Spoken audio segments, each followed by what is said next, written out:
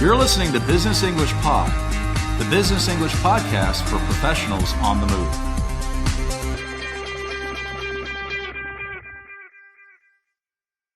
Hello and welcome back to Business English Pod.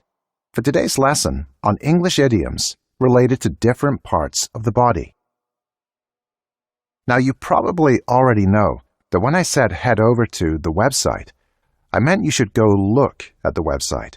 Even if you didn't know that particular expression, you could probably guess the meaning from my sentence. Head over to is a kind of idiom, and English has lots of idioms, as you've probably noticed. In fact, there are many common sources of idioms, and one interesting source is the human body. There are a few body parts in particular that have generated a lot of idioms. English has dozens of idioms, just with the words head and hands. But there are idioms using all different parts of the body, and that's what we're going to learn about today. In this lesson, we'll listen to a conversation between two friends and former colleagues, Maria and Trevor. They're meeting for coffee and are eager to catch up after not seeing each other for a while. Maria and Trevor talk about their different work situations.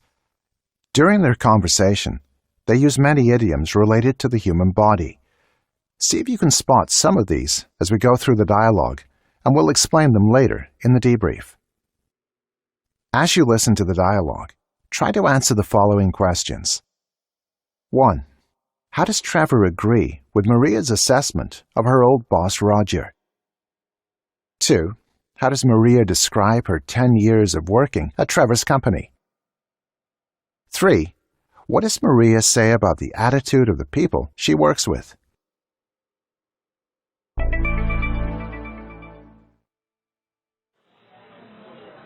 Good to see you, Trevor. It's been way too long. No doubt. And sorry I haven't been better at keeping in touch since you left. You know how it is. For sure. I heard you guys have been pretty busy? Rather insane, actually. Weekends, late nights, all the fun stuff. You know, management is great at paying lip service to a work-life balance, but in reality, we're always swamped. Yeah, I don't miss that part, to be honest. Roger's still micromanaging everything? He's always been such a control freak. Took the words right out of my mouth. We've even had a sit-down with him. He says he gets it, but I'm not so sure. Well, that's something, I guess. When I was there, he just turned a deaf ear to anything remotely critical. Yeah, he really had his head in the clouds those days. I suppose there's been some progress, and the work itself is still motivating, but it's hard to keep your chin up when you feel like you're being taken advantage of. Oh, I know. I spent 10 years there banging my head against the wall. But at least you had the sense to move on. Well, it was more about getting my feet wet in something different, getting to grips with the startup world. And how's that going? Going great, actually. Challenging, always having to think on your feet, but I like that, and I really gel with the culture there. Pool table? Free vegan food? No, not like that. I mean, there's perks, but more that I guess people aren't afraid to let their hair down now and again. And it's just more collaborative. That's music to my ears. Well, it's not always easy. We're scaling up and trying to bring on more people, but recruiting good people is hard right now, not to mention keeping them. Oh, right. Yeah, it's kind of an employee's market, isn't it?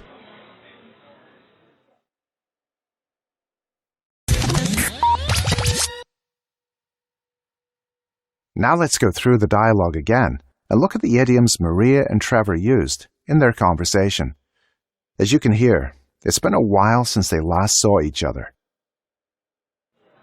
Good to see you, Trevor. It's been way too long. No doubt. And sorry I haven't been better at keeping in touch since you left. You know how it is. Trevor apologizes for not keeping in touch with Maria. Perhaps you know that keep in touch means to maintain contact. This idiom isn't about a particular part of the body, but it's a good example of a very physical idiom. Touch is used to mean contact or relations more generally. Let's continue as Trevor responds to Maria's comment about work. For sure. I heard you guys have been pretty busy? Rather insane, actually. Weekends, late nights, all the fun stuff. You know, management is great at paying lip service to a work-life balance, but in reality, we're always swamped. Work-life balance is a situation where you're not spending all your time at work. You have a good balance between work and the rest of your life. Unfortunately, Trevor says management at his company pays lip service to this kind of balance. Lips are used in speaking, and this idiom is about saying something but not really believing in it. If you pay lip service to something, you say it's important, but you don't actively support it. It's all talk and no action. Let's try some more ways of using this idiom to pay lip service to something. They promised to increase diversity in the company, but it seems like they're just paying lip service to the idea. I'm tired of managers who only pay lip service to our goals and don't take any real action. Maria used to work at Trevor's company, and she remembers this lack of work-life balance very well. Let's listen. Yeah, I don't miss that part, to be honest. Roger's still micromanaging everything? He's always been such a control freak. Took the words right out of my mouth. Maria is asking about their old boss, Roger, who had a habit of micromanaging or trying to manage every aspect of people's work. And she uses the expression control freak to emphasize this point. A control freak is just a harsher way of saying someone is a micromanager. But be careful using it, as it's likely to offend most people. Trevor agrees with this assessment by saying she took the words right out of my mouth. Of course, Maria didn't take something out of Trevor's actual mouth, but when someone says exactly what you wanted to say, we can use this idiom. It's a strong way of agreeing with someone's idea. For a bit of practice, let's try a short dialogue with this idiom to take the words right out of someone's mouth. This website looks like it's from the 90s. You took the words right out of my mouth. We really need to update it. Working with a micromanager is not a great situation, and Trevor and his team have tried talking to Roger. As we can hear, they even had a sit-down or formal meeting with him. We've even had a sit-down with him. He says he gets it, but I'm not so sure. Well, that's something, I guess. When I was there, he just turned a deaf ear to anything remotely critical. Maria is impressed that Roger says he gets it or understands the team's concerns. When she was there, he wouldn't have listened to anything that was even remotely or slightly critical. As she says, Roger turned a deaf ear to complaints. Imagine a person who is deaf or cannot hear out of one of their ears. What would it mean if that person turned their deaf ear to you? It would mean they don't want to hear you. So if you turn a deaf ear to something, you ignore it. Let's run through some more ways of using this idiom, to turn a deaf ear. I've told Terry about the problems, but he keeps turning a deaf ear. Instead of turning a deaf ear to the complaints, why don't you ask them for more explanation?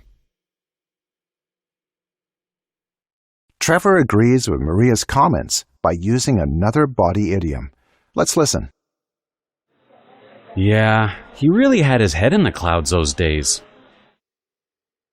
If you have your head in the clouds, it's not because you're on an airplane, and it doesn't suggest you have a good view. Rather, it means you're not paying attention to what's going on around you. Having your head in the clouds is used to describe someone who can be impractical or unaware of what's going on. Let's practice this idiom with some more examples. Didn't you hear what Nelson said? Did you have your head in the clouds again?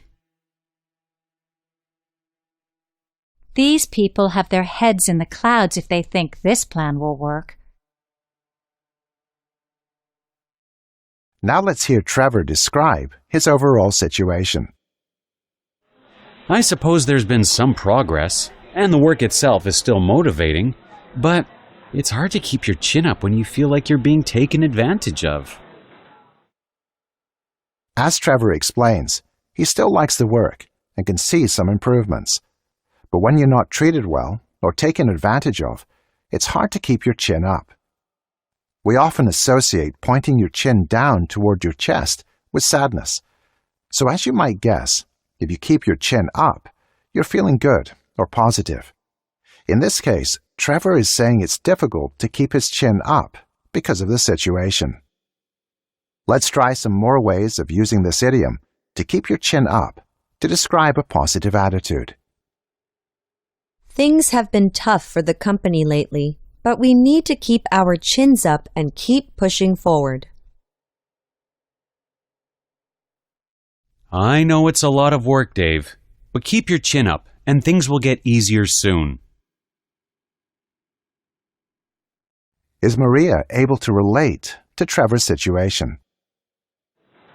Oh, I know. I spent 10 years there banging my head against the wall.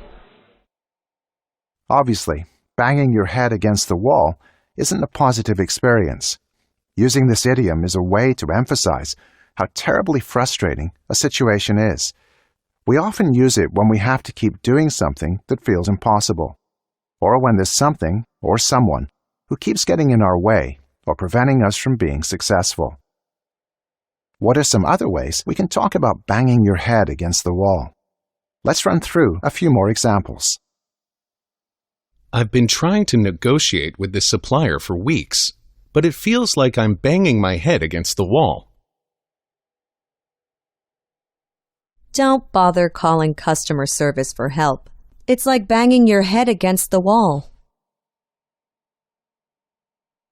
So Maria understands Trevor's situation very well, but she had the sense or the wisdom to leave the situation, as Trevor notes.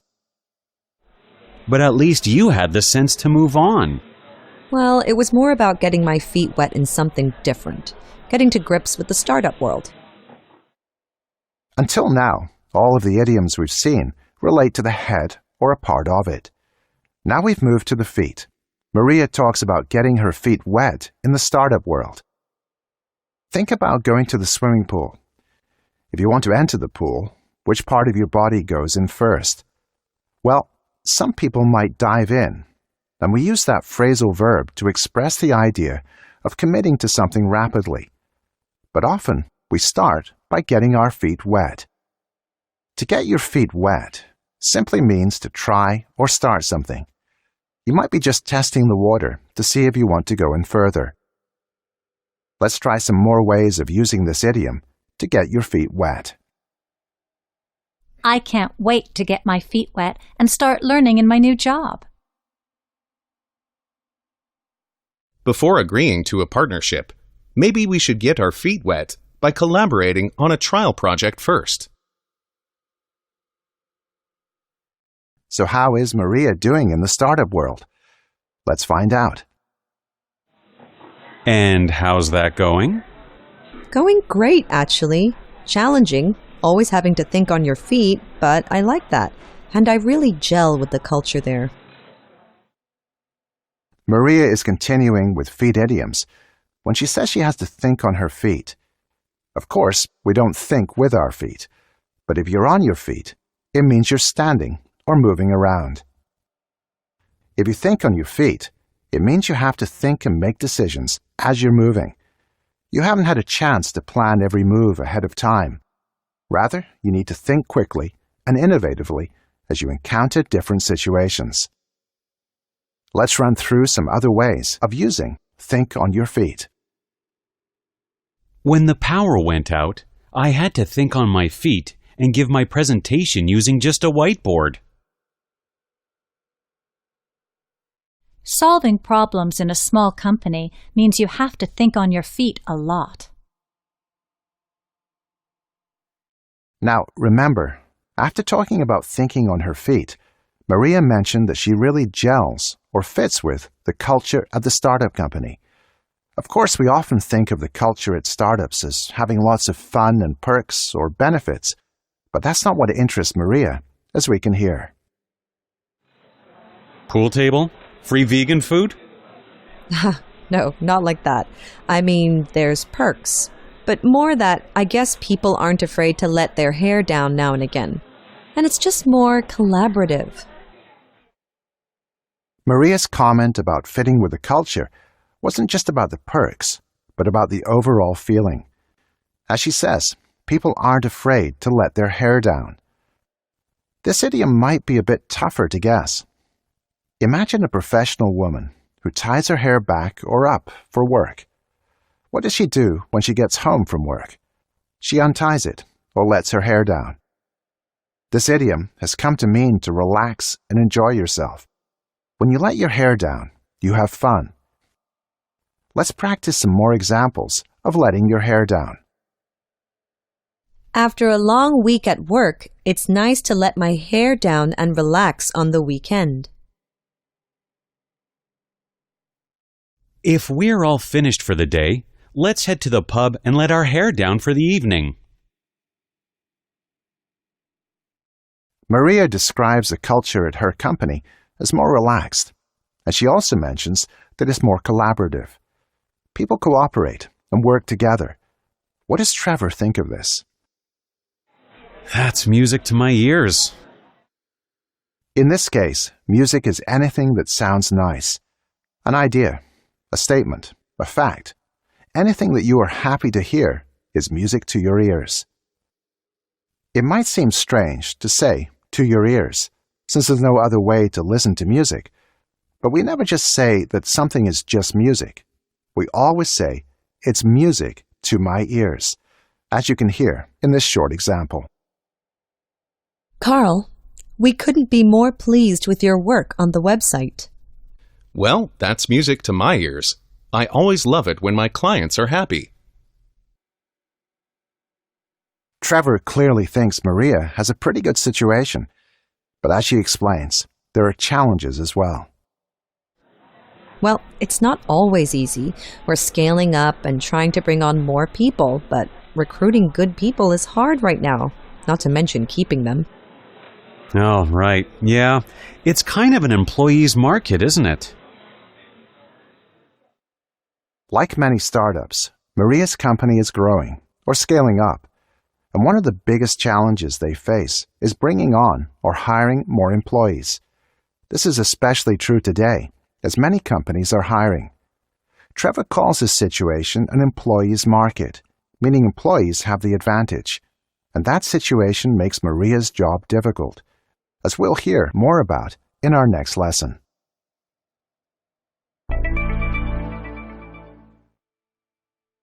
Now let's practice some of the idioms from this lesson.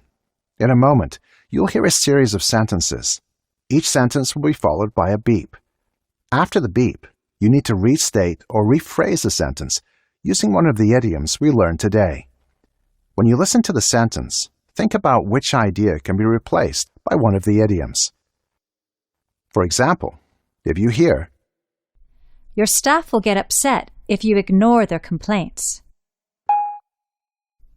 you can say, Your staff will get upset if you turn a deaf ear to their complaints. after each response, we'll provide the correct answer. Ready? Let's give it a go. I know it's hard right now, but try to remain positive.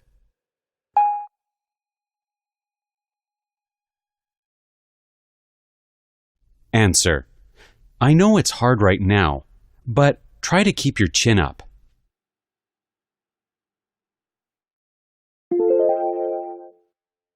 We're going to have to think quickly to get out of this mess.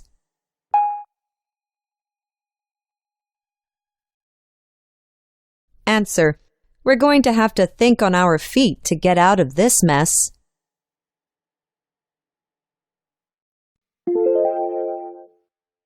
Tom says he supports the changes, but he won't really go along with it.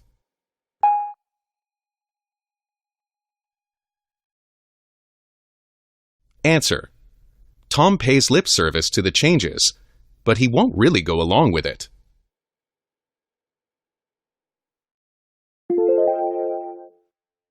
I'm looking forward to relaxing and enjoying myself this weekend.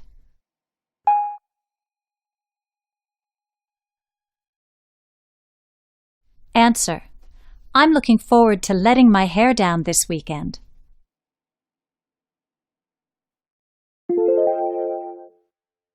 When he said I'd got the job, it was very nice to hear.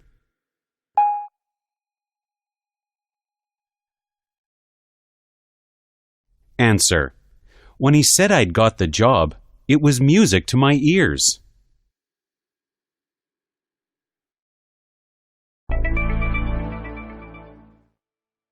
We've reached the end of this lesson, the first in our two-part series on idioms related to the human body.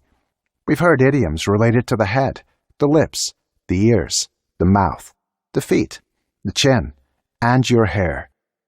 These are just a few of the many idioms we use that reference parts of the body, and we'll hear lots more in the next lesson. Thanks for listening, and see you again soon.